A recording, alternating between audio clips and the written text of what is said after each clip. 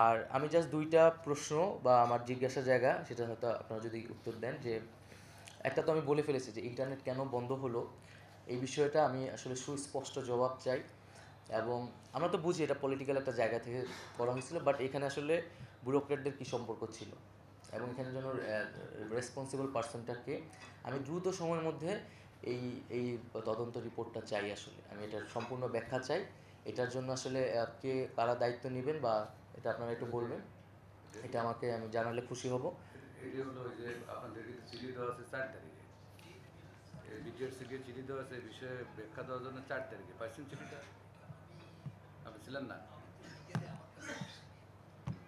এটি হলো আচ্ছা, মানে এত ঘটনা হয়ে গেল তারপর আপনার এই জিনিসটা রেডি করে রাখেন নাই যে এটা কেন হয়েছে? আমি তো ভাবছিলাম আমি এসে প্রথম দিন এটা দেখবো। আমি হ্যাঁ সেটাই, সেই চিঠিটা। আচ্ছা, জাতিসংঘের জায়গা থেকে না, মানে আপনাদের প্রশাসনের জায়গা থেকে যে আমি এটার ব্যাখ্যাটা জানতে আসলে কি হয়েছিল, একদম যেটা সত্য, যেটা যদি মন্ত্রী সাহেবের অর্ডারে হয়ে থাকে সেটা আপনারা বলবেন, যেখানে ব্যুরোক্রেটরা যদি যুক্ত থাকে বা তাদের অপারগতা থাকলে সেটা আপনারা উল্লেখ করবেন। হ্যাঁ, সেই অনুযায়ী আমি চাই দ্রুত সময়ের মধ্যে। এটা কত সময়ের মধ্যে আপনারা দিতে পারবেন? কত ডেডলাইন দেওয়া ছিল? এখানে ডেডলাইন আপনারা আগামীকালের মধ্যে পারবেন? হ্যাঁ পারবে।